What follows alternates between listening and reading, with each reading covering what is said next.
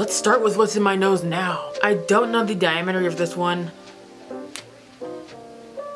I do like this one more than the hinged ring. Hello and welcome to my humble home. Today we're talking all about my stretch septum. But before we talk about the stretching, we have to talk about how it got there in the first place. Therefore, we have the initial piercing process. I got my septum pierced in a professional studio. Septum piercings are nothing to play with, okay? You have to go to somebody that knows what they're doing. You can't just put a septum piercing wherever you think it should be. You have to go in a very specific area, which is towards the front of your nose, by the way. So the pain wasn't that bad when I got it done. You can probably compare it to the pain of an earlobe piercing, but I do have a lot of piercings, so my perception may be skewed. I got mine pierced at a 16 gauge, which is the standard, either 16 gauge or 14 gauge. When I first got the piercing, it did feel weird. I had to get used to the feeling of it, like something being there. It was very annoying for a good while until I got used to it. But after I got used to it, I haven't gone back since. I couldn't imagine myself without a septum piercing anymore. The healing was actually very fast. This is the fastest healing piercing I think I've ever had. It healed within like 3 months. And septum piercings are known to be fast healing piercings because it doesn't go through cartilage. It is just skin. Well, if they do it right, it's just skin. I just cleaned it using the basic saline solution, the Neomed solution. And I did not flip it up while it was healing. Okay, on to the good stuff. The stretching process. A lot of people seem to think that stretching septums can be very painful. My experience was not that painful at all. I bought a stretching kit. It wasn't really a stretching kit off of Amazon. It was just a circular barbell. So I started out at 16. So I just tried the 14 to see if it fit, and it did. So I left that in for a little while. I don't remember how long. And then I had the pinchers. The pinchers are tapered. So I was using those to stretch. The 12, I believe, just slid in. It was tight, but it slid in. You let that heal, let it stop hurting. It will hurt at the tip of your nose if you do like that, but let that heal. And then I just kept going like that until I got up to an 8. A few of the stretches along the way I did have to tape, like the very last stretch or the last 2, I think I had to tape. So I just got some, what is it? Is it electrical tape or is it medical tape? The tape that only sticks to itself. And I wrapped it around the pincher and I left it in until it felt normal, and then I would try the next size up, and that's how I got here. If stretching your septum hurts a freaking lot, you're probably not doing it right. Use some tape, let the junk heal. We don't want to be in unnecessary pain.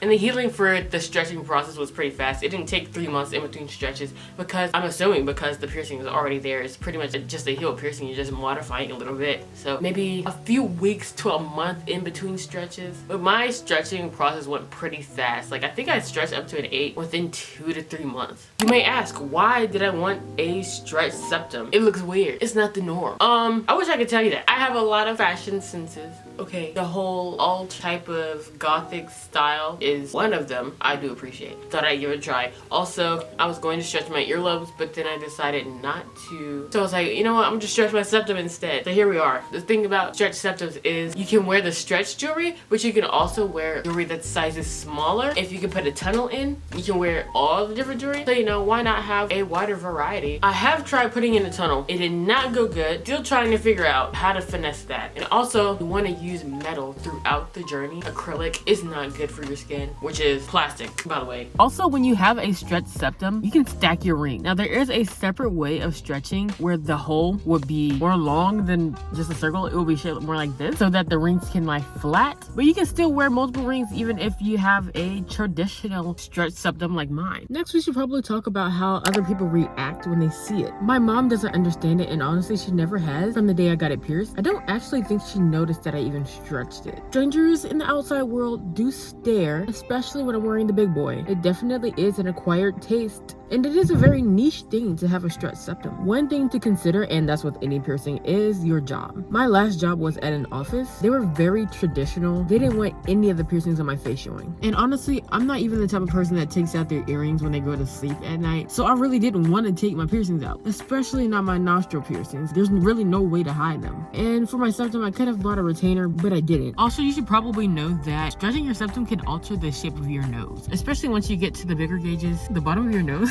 can start to droop. And mine, I think mine was slightly altered. Even though this is a pretty small gauge, I'm only at 8. I'm pretty sure it altered the structure of my nose. And it is just like ear stretching. If you decide you don't want to stretch septum anymore, you can take the jewelry out and it might shrink a little, but there is a good chance that it will never shrink back to normal or close ever. Never ever again. I was completely fine with that because you can't see the piercing hole. It's inside of your nose. And I don't plan on getting rid of my septum piercing anytime soon. if ever. I might not ever get rid of it. Maybe one day I want to go back to a 16 gauge, but even if the piercing doesn't shrink all the way back down, I can still wear it. Overall, I really love my freaking septum piercing. It might just be the favorite of all my 19 piercings. I don't know how I survived being alive before having my septum pierced, and I couldn't imagine being alive without it on this planet of Earth. So now I'm gonna show you guys my septum jewelry collection, which is pretty small to be honest. There isn't a wide variety of styles that are made for large gauge septums, just like bras for big boobs at Victoria's Secret. So all of my jewelry is plain. ASMR tingles. Let's get close and personal. Let's start with what's in my nose now. This is an 8 gauge, obviously. It's 3/8 of an inch, which is 10 millimeters. Circular barbell. It's actually really hard to find septum jewelry at this gauge that is this tiny, but I managed to find it. I found it on Etsy. Okay, on to the next. I will say, I do wear the smaller ones more often because society is comfortable with it and I don't like being stared at. The big ones are just here for when I want a bold look, which is quite rare, honestly, considering the fact that I don't leave the house. So first up, we have this bad boy. I don't know the diameter of this one, but he's a big boy. This one's like a segment ring, but it's hinged, so it's like a hinged segment ring. Honestly, this one is so big, I don't ever wear this. I've never worn this outside of the house. It's hanging so low, it's touching my freaking lip. Look. I do like the fact that it's hinged though. It's easy to take out and put in. Next I have this giant circular barbell. It's the same diameter as the last one. I don't know. This is internally threaded, but the struggle is trying to get the freaking ball on. This is what she looks like in all of her glory. I do like this one more than the hinged ring. This one I have worn outside of the house. And this is the one I get stared at if I'm wearing. But tell me this isn't a look. Next up we have this pincher. It's one of those rainbow It's one of those rainbow ones. These are super easy because they just slide right in and you just close it with an O-ring. That's what that looks like. This is the one you wear when you want to be low-key. It almost looks like I have a normal septum ring when I'm wearing this one.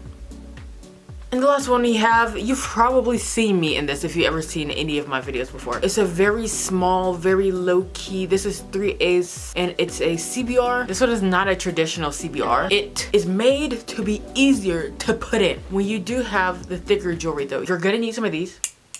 I don't know what the actual name is, but I call them ring openers. This type of jewelry you can't just open up with your hands. You put the openers inside of the ring and you squeeze them and it opens it a little bit and you can take the ball out. As you can see, this ring has a divot, which makes the ball stay in. It's just way easier to put in than a traditional CBR. It's a very small opening. Boom.